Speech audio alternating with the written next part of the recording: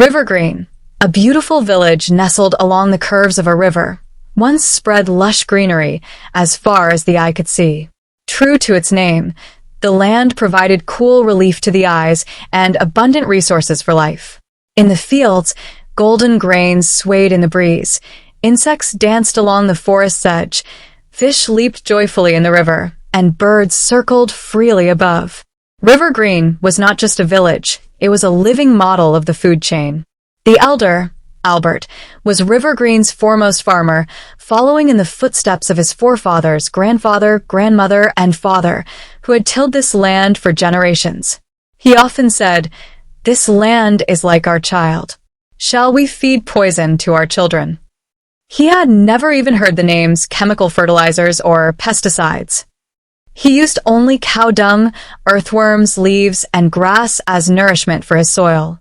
When a pest insect arrived, a frog came to eat it. When the frog came, a snake followed, and when the snake appeared, a hawk would arrive. He believed that this natural balance was the strength of farming.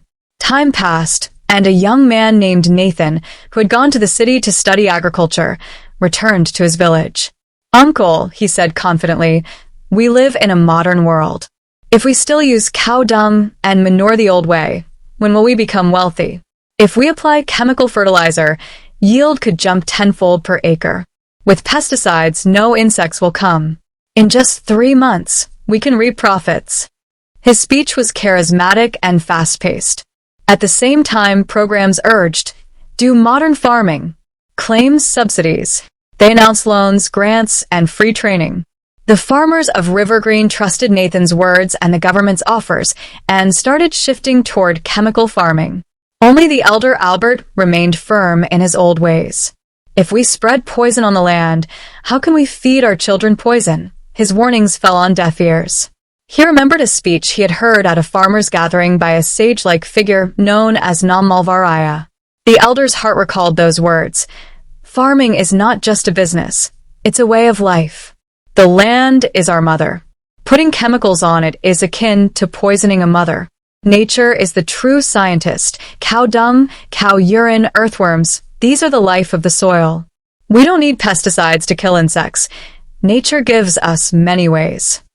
But at that time, these thoughts failed to reach the hearts of Rivergreen's farmers. At first, as Nathan had promised, the harvest was abundant. The fields shone gold, and the farmers' faces glowed with joy. But none realized that this joy was merely an illusion. First, pesticides eliminated the pests, and with them, the beneficial creatures too. Butterflies, colorful insects, honeybees vanished. The luxuriant biodiversity of the fields dwindled.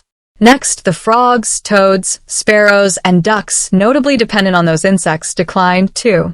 Flocks of crows, once a signature of Rivergreen, now became rare.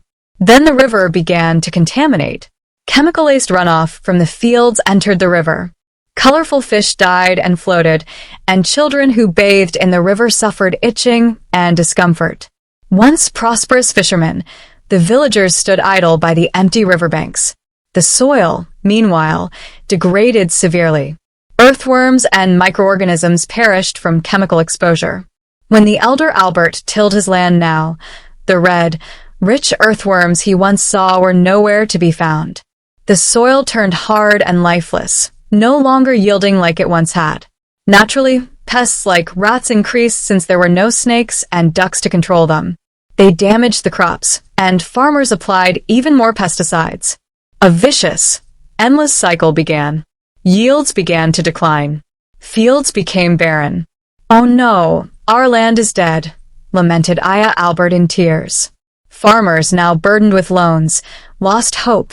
Many did not know any other work. But greater sorrow awaited. The villagers' health deteriorated. Without clean drinking water, kidney diseases spread. Consumption of chemical-laden food led to increased instances of cancer. Children suffer health problems so often that many couldn't attend school. Rivergreen's once beautiful homes were shuttered. Villagers migrated to cities for survival. The village was left in silent desolation. One day, Nathan came to his father's house, tears in his eyes. "Uncle, how great a mistake I've made." My ignorance destroyed this entire village, he said. Albert embraced him. This mistake is not just yours. Greed drove the whole world. Rivergreen is just one example. The same is happening everywhere. He explained, this is why global food production is falling and prices are rising. If production drops in a village, less food comes to cities. As the world population grows, food scarcity deepens. Chemical-contaminated food, water, and air cause health problems worldwide. Our immunity weakens, new diseases appear. Natural resources are destroyed.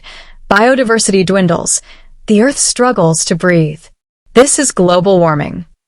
Our village's broken food chain affects global food security, environmental balance, and human health, ended Albert. Nathan felt inspired. Uncle, we must fix this. We must revive Rivergreen. Together, they began a new journey, returning to organic farming. They completely stopped using chemicals. They introduced traditional methods, cow dung manure, Jivamurtham, Panchagaviyam. Nathan explained to the villagers that traditional techniques were taught by pioneers like Nammalvar Ayya. They gathered the villagers to raise awareness. They cleaned water bodies and protected the river from pollution. A massive tree planting campaign united the whole village. Thousands of saplings were planted. This effort faced many challenges. Initially, yields dropped and many farmers lost faith. But Albert and Nathan did not give up. Under every tree, every drop of water, every earthworm, there were signs of life returning. Slowly but surely, change began. Earthworms reappeared. Birds sang again. Fish leaped in the river. Illnesses declined. Now, Rivergreen is steadily regaining its former shine. It's been a long journey, but the villagers firmly believe that full recovery will come. Rivergreen taught us this lesson. If we respect nature, nature will respect us back. The food chain isn't just a cycle of eating, it is the cycle of life. This story illustrates clearly how food chains can be disrupted, who bears responsibility, how it affects global populations, how to prevent such damage. It highlights the importance of organic farming, recognizes the role of every link in the food chain, shows the global impact of its breakdown, and honors the timeless vision of traditional environmental leaders like Nammalvar Ayya, whose legacy transcends time.